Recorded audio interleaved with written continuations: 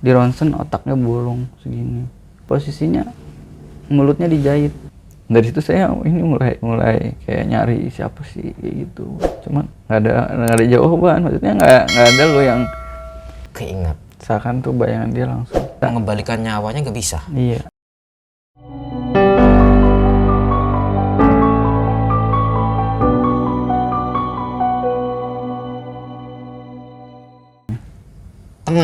Tengah ini masih ingat saya. Tengah tuh saya sama teman-teman kumpul di satu titik deket kejadian teman saya. Saya semua pada nangis tuh udah belum nih dia mereka pada. Saya balik lagi ke dalam tol tempat teman yang di Sayuran itu, dia udah telentang, udah nggak ada posisi. Belum, masih sekarat. Masih sekarat. Dia telentang di rumput-rumput. Dibuang gitu? Iya, tinggal. Saya sama teman-teman bopong ke rumah sakit terdekat. Rumah sakit terdekat. Terus akhirnya dia dirawat 4 hari, koma. Akhirnya meninggal. Keluarganya tahu itu? Keluarga tahu.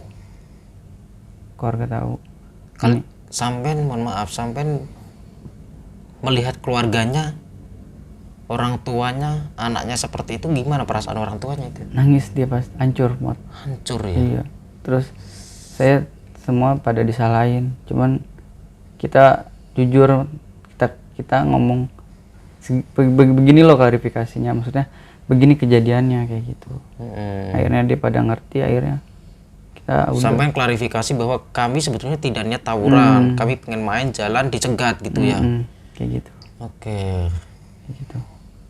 Nah, luka terparahnya ini dia di belakang kepala, karena anteman benda tumpul jadi bengkak, gemuk, biru, darah semua. Darah isinya cuman gak keluar, ngumpul ya. Di ronsen otaknya bolong segini. Bolong. Nah, itu bolong karena alat itu biasanya. Iya. Gitu. Karena benda tumpul stick golep itu. Nah, setelah itu yang miris banget itu dia dikubur, posisinya mulutnya dijahit. Karena supaya nggak keluar darah. Hancur nggak. Ini udah hancur rahangnya. Waktu dikebumikan dijahit ya? Dijahit. Semua dijahit? Ini doang sih mulut. Supaya mau mingkem. Supaya mingkem. Soalnya udah nggak kelihatan mulut. Ini apa sih itu? Dan waktu makamkan sampean ikut memakamkan? Ikut. Taziah ya? Iya, ikut. Banyak teman-teman lainnya ikut juga? Semuanya. Solidaritas. Ya. Dari sekolah, dari sekutu juga. Dari sekutu hadir juga? Sekutu hadir juga. Nah terus ya udah tuh saya selama 2 bulan nunggu keadilan lah kayak gitu, maksudnya siapa pelakunya, cuman nggak tembus, nggak ketemu siapa yang melakukan semua itu. Menurut saya nggak adil. Nah, akhirnya saya sama temen-temen, menurut sampean nggak adil dalam hal apa? Dalam hal ya kayak gitu, dia kan kita nggak maksudnya kita kan nggak ada niat buat nantangin dia. Kok dia seperti kayak gitu ngelakuin ke kita orang? Kayak nggak memanusiakan manusia.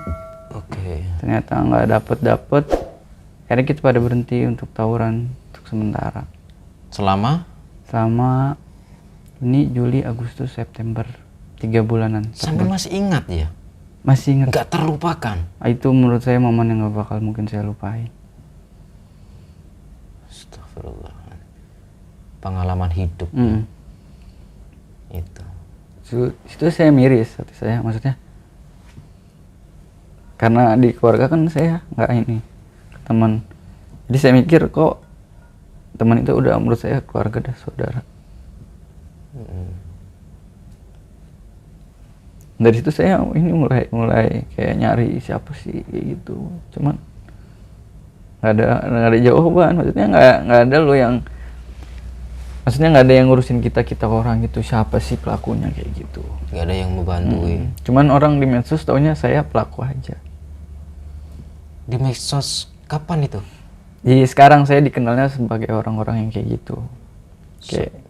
Kayak saya dibilangnya kayak ngebangga gitu. Padahal di satu sisi saya punya luka yang seperti kayak gitu. Cuma dia nggak ngeliat saya tuh dari itunya. Nggak ngelihat apa ya, perasaan sampean aslinya bagaimana gitu ya. Ngelihatnya mungkin orang itu, masyarakat netizen atau orang anak-anak muda di luar sana mungkin menganggap salah paham mungkin, menyikapi bahwa sampai dikira sombong atau membesarkan diri sampean gitu ya. Iya benar. Padahal nggak ada ya. Nggak ada. Dan saya kadang-kadang kalau suka nangis di depan kamera tuh saya sangka saya settingan. Padahal menurut saya. Ya, sebetulnya cerita yang ini pernah saya tanya dulu tadi waktu sebelum live ini, untuk bener nggak itu?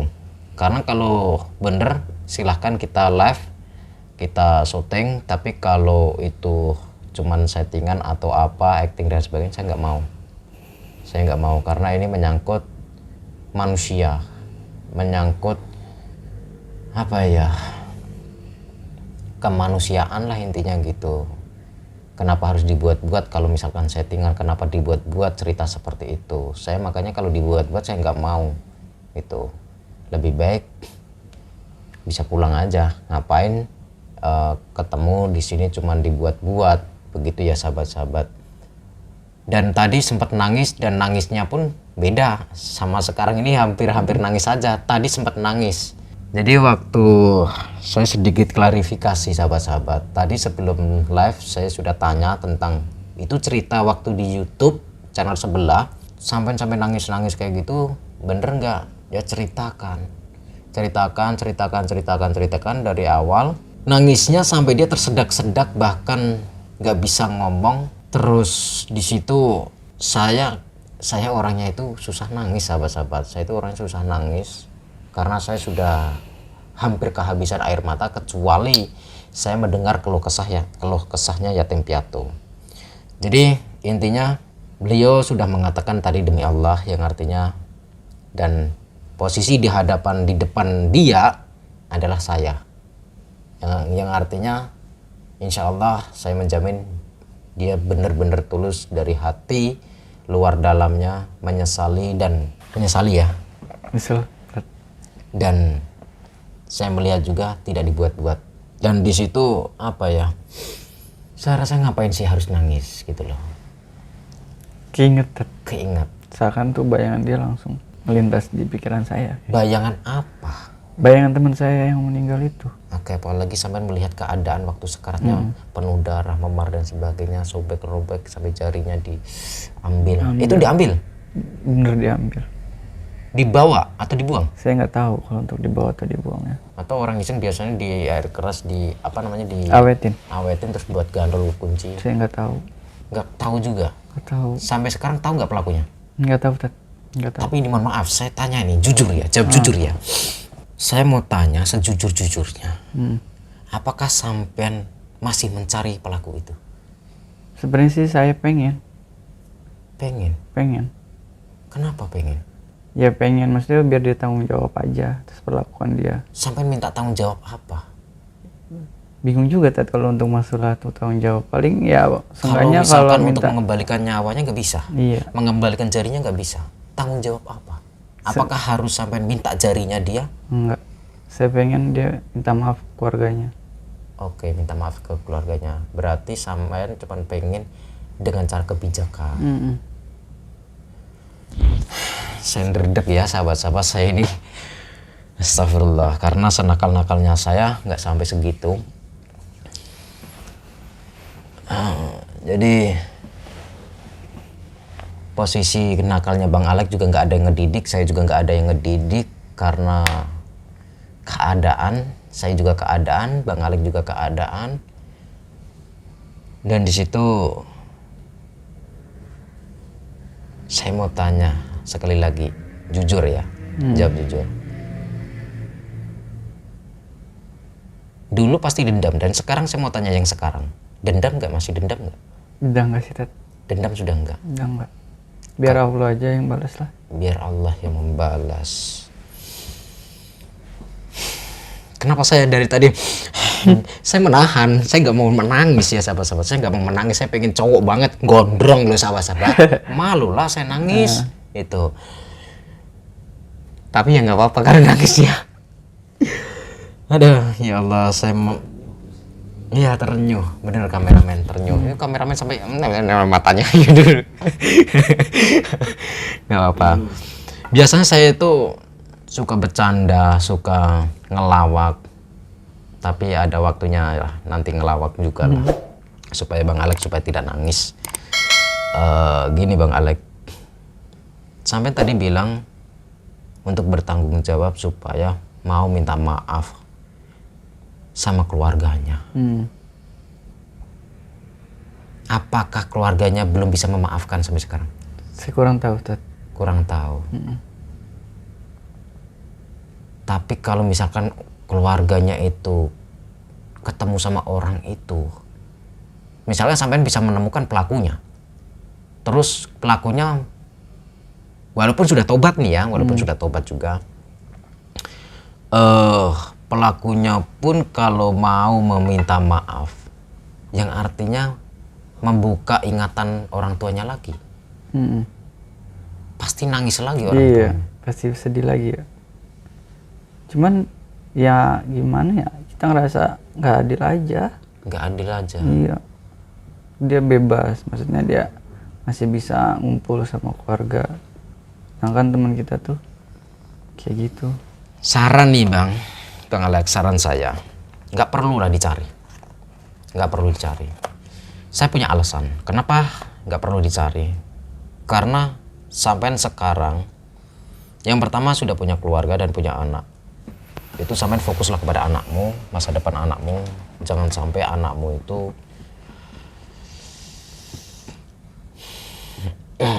ya apa ya, saya berat mau ngomong itu susah, bukan mengulang, bukan mencontoh, bukan ini, kan anaknya perempuan. Ya jangan sampai malu karena masa lalu ayahnya itu seperti itu loh. Yang sudah biarlah sudah, yang lalu biarlah berlalu. Masa depan kita mulai dengan lembaran baru. Saran saya seperti itu. Maafkan saja mereka semua. Sampai punya masa lalu, mereka juga punya masa lalu. Ya barangkali dulu musuh, sekarang semoga saja mereka menonton ini juga. Marilah kalian bersahabat, bersaudara. Kalaupun malu atau takut atau sungkan untuk mengakui ini saya yang memotong jarinya atau yang melukai, menzolimi sampai membuat sekarat. Kalau malu mengakui ya udahlah, bersahabat saja, nggak usah diakui juga nggak apa-apa. Yang penting bersahabat, nggak usah saling memusuhi, nggak usah saling mendendam dan sebagainya. Nggak ada untungnya dendam, nggak ada untungnya. Saya cuma mengingatkan karena saya juga punya masa lalu. Dan kalau dendam, saya juga dulu sebetulnya juga pernah dendam, banyak orang yang saya dendam. Sempat saya pernah mengatakan saya akan membeli mulutmu semua.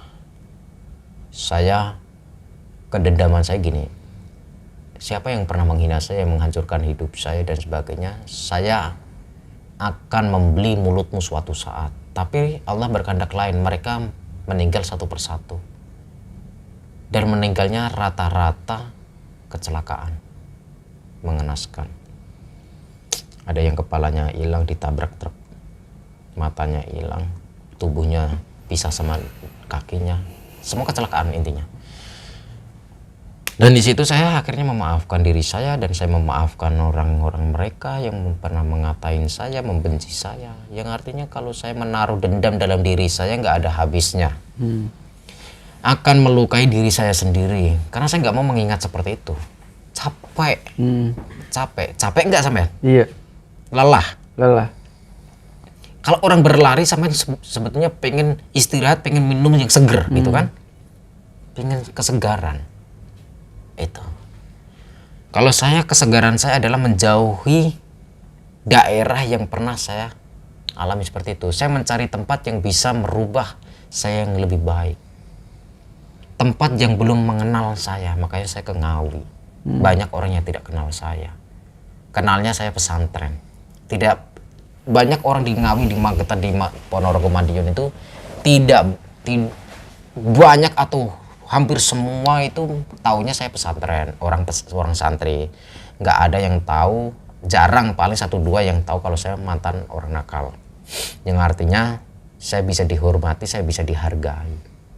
Kalau saya kembali ke tanah kelahiran saya kembali ke kota-kota yang pernah saya masa kelam begitu, orang akan menyepelekan saya. Tetap masih.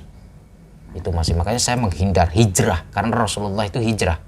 Para wali songo pun hijrah semuanya. Itu. Sunan Kalijaga kelahiran dari Tuban, hijrah ke Demak. Para wali songo dari Timur Tengah, hijrah ke Indonesia. Itu. Jadi hijrah. Kalau sampean pengen tenang, hijrahlah. Pindahlah ke kota lain. Pindahlah ke daerah lain. Benahi keluargamu, bimbinglah anak istrimu. Kalau butuh bantuan saya siap. Ini konten di YouTube ya saya ngomongnya ya. Saya membuka lebar kalau mau butuh bantuan tempat atau apa, daerah atau kota atau apa untuk merubah hidup sampean menjadi lebih baik. Bisa mendidik anak sampean supaya bisa menjadi anak putri yang solehah. Itu. Saya siap membantu. Itu. Yang penting sampean niat lillahi ta'ala untuk berubah total 100%. Itu saja. Jadi saya tahu perasaan sampean berkawan, bersahabat, itu sahabat sampean bagaikan keluarga sampean. Benar. Kamu menganggap mereka, teman-temanmu itu seperti apa? Melebihi saudara sih. Melebihi saudara kandung. Karena saya pribadi sama saudara saya pun nggak ada yang akur. Oke. Sampean 2 bersaudara ya? 2 bersaudara. Kakak sampean cewek? Cewek. Itu. Waktu sampean nakal, sampai tawuran dan sebagainya, sampai seperti itu, terus sampean dendam waktu itu? Dendam. Apa yang terjadi? Apa yang terjadi ya saya ngelakuin apa yang mereka lakuin aja kayak gitu. Maksudnya? Ya sama halnya teman saya kayak gitu. Sampean sempat melakukan balas dendam seperti halnya teman sampean. Teman sampean kehilangan jari, sampean ambil jari mereka. Salah satu dari mereka gitu. Entah itu pelakunya atau bukan, pokoknya dari salah satu dari mereka, pokoknya musuh, ambil jarinya. Selain diambil jarinya apa? Banyak sih, saya nggak bisa ngomongin secara detail. Pokoknya hal sama lah kayak gitu. Itu yang di YouTube yang lagi viral sampai sampean, mohon maaf, bukan mengungkit ya, tapi untuk flashback supaya untuk edukasi ya. Sampai ngebelek itu bener? Bener. Sampean waktu itu ngobat atau minum nggak itu? Ngobat, minum. Jadi akhirnya sampean gelap gitu. Iya. Yang penting sampean puas gitu. Puas. Dan waktu itu sampean merasa puas nggak? Puas. Puas.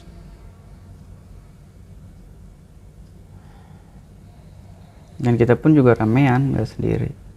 Nggak saya doang. Ada sekutu juga? Sekutu banyak. Banyak? Banyak. Itu kelas berapa sampean? Kelas 2. Kelas 2? Mau naik ke kelas 3. Mau naik kelas 3?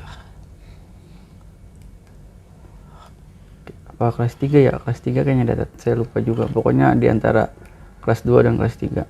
Itu tahun berapa itu? Sekitar tahun 2012-an. 2012. Oke, aku udah masuk pesantren itu 2012. Itu 2012 aku tirakat musafir. Jalan kaki itu. Tirakat musafir.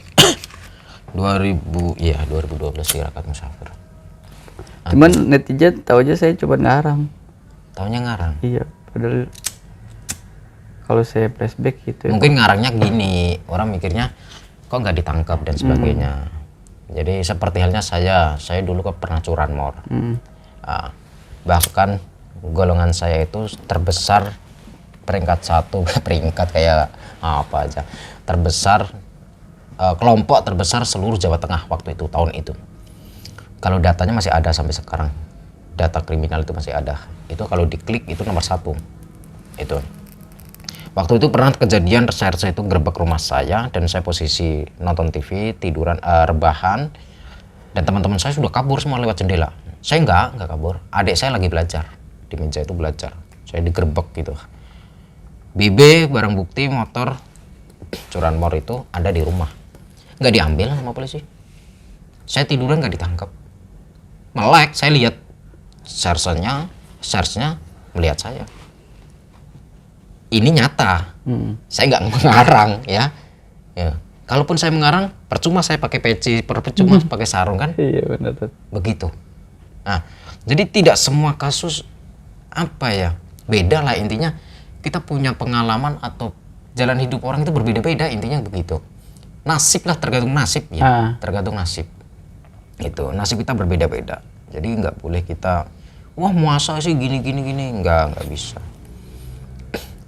Kalau dia kalau dia para yang nonton cuman anggap saya doang, gimana kabar ke teman saya? Oh iya, bener itu. Iya, saya nggak kepikiran ke situ ya.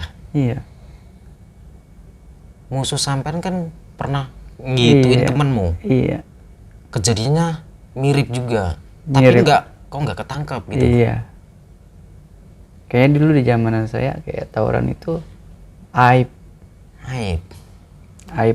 Dan kalau ditanya pun para sekolah mana mungkin dia bilang muridnya mati karena tawuran. Pasti nutupin kan, biar supaya image sekolah itu nggak hancur di mata para orang tua. Nggak ada yang ngaku iya bener valid datanya ini dia pernah gini. Dan sampai kabur nggak itu setelah? Sempet kabur berapa lama? Sekitar 2 bulanan. 2 bulan. Setelah itu berangkat sekolah lagi? Berangkat sekolah lagi. Guru nggak kenapa-napa? Guru nggak kenapa-napa. Nggak mengusirmu? Nggak.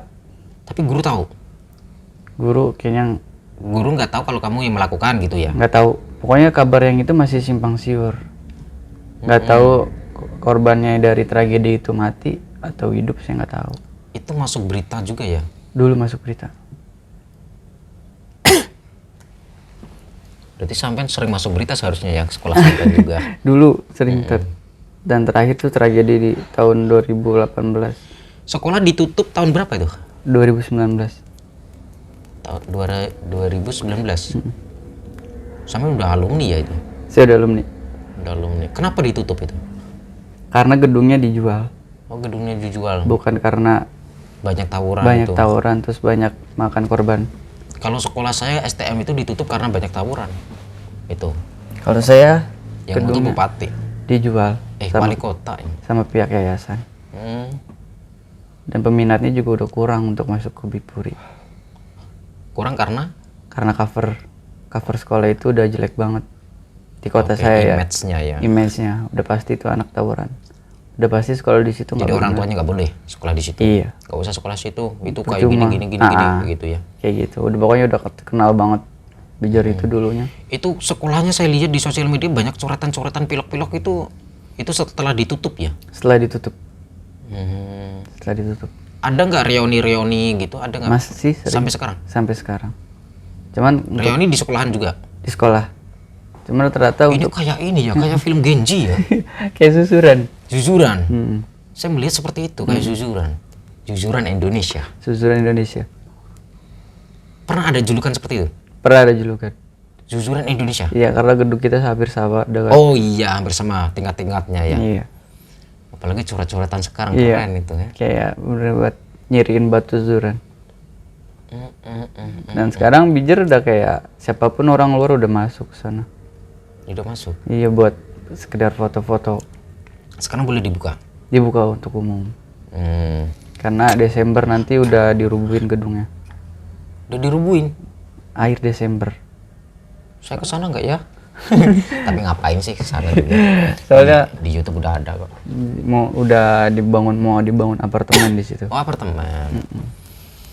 Jadi yang belinya itu dari pihak apartemennya. Oh, manajemen apartemen.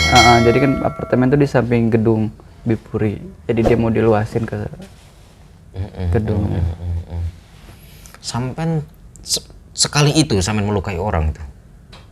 Sering sih Tat, kalau dulu Sering. Sampai telinga hilang gitu pernah nggak? Enggak, kalau sampai hilang sih enggak. Paling kayak kalau bacok, terus bala sampai teboek kayak gitu. Itu waktu zaman sekolah bangga ya itu? Enggak ada sih Tat, enggak bangga. Enggak? Apanya? Ngebacok orang itu nggak ada kebanggaan nggak sih? Kayak gitu? Kalau saya pribadi enggak sih Tat. Enggak. Enggak. Dan saya kalau udah seperti itu bukan karena saya sendiri yang mau nyari masalah. Rata-rata dia duluan. Kayak lagi nongkrong terus tiba-tiba saya ditonjok atau di muka dia ini pakai rokok kayak gitu. Nyunyukin gitu? Iya, dinyukin kayak gitu. Jadi tidak bangga ya sahabat-sahabat? Ada yang apa yang dibanggain itu aib menurut saya. Menurut sampean aib? Aib negatif. Dan sekarang banyak yang bilang kalau panutan-panutan kayak gitu mas, sebenarnya panutan lu ya Nabi Muhammad ya kan. Betul sekali, setuju saya. Panutan adalah baginda Rasulullah. Dan saya Hanya Rasulullah yang bisa menyelamatkan kita dunia akhirat. Dan saya berani untuk speak up ke media ya buat supaya jangan terjadi seperti kayak saya lah kayak gitu.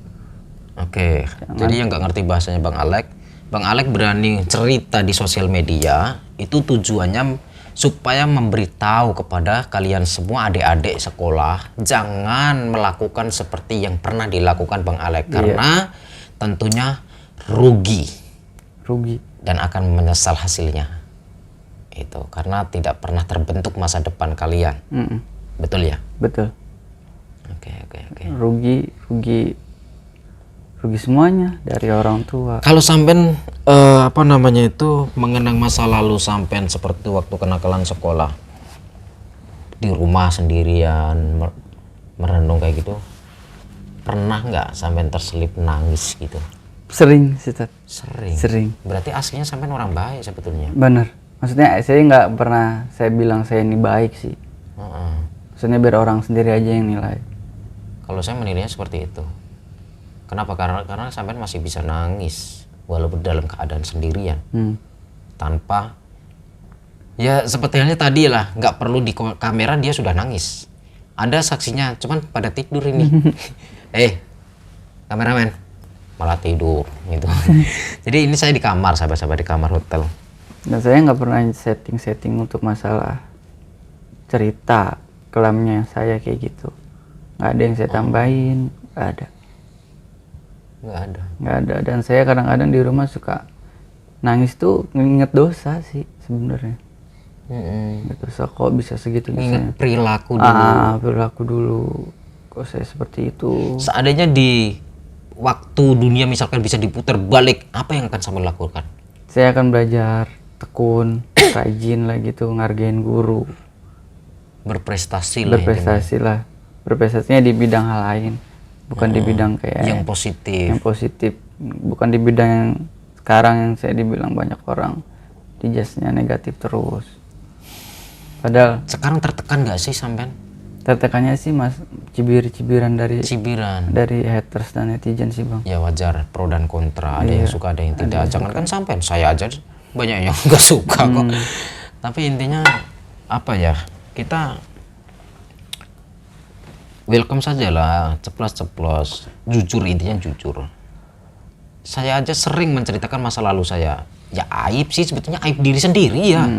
Saya juga gitu, saya itu menceritakan aib diri saya sendiri, bukan berarti saya itu mengajarkan kalian jadilah preman. Karena buktinya sekarang saya gerbek preman. Dan sekarang saya gerbek mantan anak STM yang suka tawuran. Nah, disitulah. Dan awal mula pun saya turun ke YouTube sebenarnya saya nggak mau speak up. Kapan sampean masuk YouTube? Tahun 2020. Baru? Udah berjalan setahun setengah lah. Bikin YouTube-nya? Enggak bikin YouTube tuh baru beberapa bulan. Dari masuk YouTube itu YouTube-nya orang? YouTube-nya orang. Diajak? Pertama sih teman bilang, udah lu kalau bikin channel sendiri gitu. Enggak, maksudnya lu speak up aja. Bikin kayak tujuan lu tuh edukasi. biar Oke. supaya anak-anak sekarang nih udah nggak ada tawuran. Oke. Karena tujuannya kayak gitu, saya mau berani untuk speak up. Mm-mm. Dan tadinya saya orangnya kaku, masalah apapun saya nggak pernah cerita. Saya orangnya pendem sendiri aja. Pendem sendiri ya. Kalau nggak ditanya nggak ngomong dia orangnya. Diam aja dari tadi tuh diam, main HP, rokokan, diam, ngelamun dan lain-lainnya. Kalau saya ajak ngobrol ya mungkin sungkan juga mau memulai ngobrol sama saya. Terus saya ajak ngobrol karena kenapa saya ajak ngobrol? Takutnya ngeblank, mikirnya kemana-mana gitu kan. Dan di situ setelah sampean STM, saya dengar sampean pernah masuk BUI. Iya. Itu masalah apa? Narkocoy. Oke, obat ya. Iya, seperti itulah. Jadi Nyohai. apa namanya? Bahasanya gini ya. Ah, Jadi ada gitu bahasanya, kode. kode. Oke. Itu sampean jual atau sampean